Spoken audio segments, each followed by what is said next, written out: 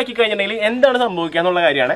അപ്പോൾ നല്ല അടിപൊളി കൊക്കക്കോള ഒരെണ്ണം വാങ്ങിയിട്ടുണ്ട്. നമ്മൾ നേരെ നല്ല ചൂടുള്ള പാനിലേക്ക് ഒഴിച്ചു കൊടുക്കുകയാണ്.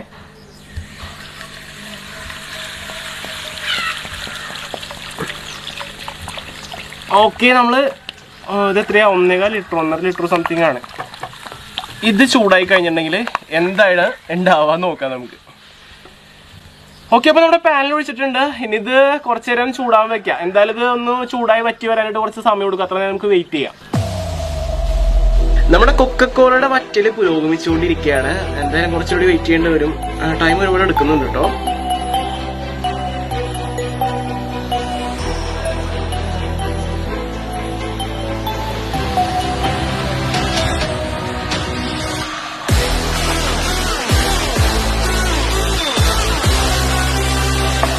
എനിക്ക് തോന്നുന്നത് വേറെ എന്തോ ഒരു അലുവ പരുവൊക്കെ ആയി എടുക്കുന്നു തോന്നുന്നുണ്ടാ. ഇപ്പൊ നല്ല രീതിക്ക് പതഞ്ഞ് നിൽക്കുന്നുണ്ട്. നമ്മുടെ നോൺ സ്റ്റിക്ക് പാൻ ആയതുകൊണ്ട് നമ്മളിങ്ങനെ തള്ളി നീക്കുമ്പോൾ കണ്ട പദം മാറുന്നത് കാണാൻ പറ്റും. ഓക്കെ, ഇപ്പൊ നമ്മുടെ കൊക്കക്കോളതേ നമ്മള് ചൂടാക്കി ഈ ഒരു പരിവായിട്ടുണ്ട് കേട്ടോ. ടാറ് പരിവ ശരിക്കും കണ്ട ടാറെന്നേ തോന്നുള്ളൂ. ടാറ് നിന്ന് തിളയ്ക്കണ പോലെയുണ്ട്. ഇത് ആ ഒരു കുപ്പി മാത്രം കൊക്കക്കോള എടുത്തിട്ടാണ് കേട്ടോ ഇങ്ങനെ കിട്ടിയിരിക്കുന്നത്.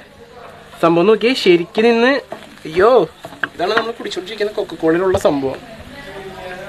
കലക്കി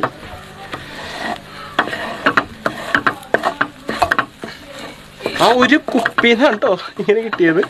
കുറച്ചുകൂടി ചൂടാക്കി കഴിഞ്ഞാൽ എന്താവും നോക്കാം.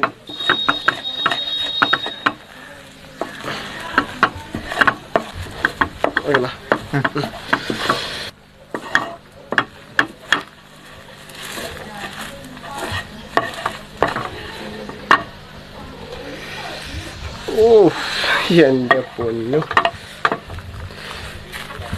ഇതേ നമ്മുടെ കൊക്കക്കോള തിളപ്പിച്ച് കഴിഞ്ഞിട്ട് ബാക്കി വന്നതാട്ടോ. ഇതെന്താ ടാറ് പോലെ ഇരിക്കുന്നുണ്ട്. ടാറാന്ന് തോന്നണം.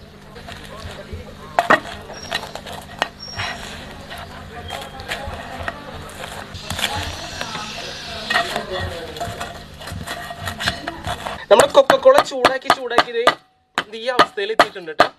ഇത് നമ്മളിത് ഇവിടുന്ന് എടുത്താട്ടി തരാവേ.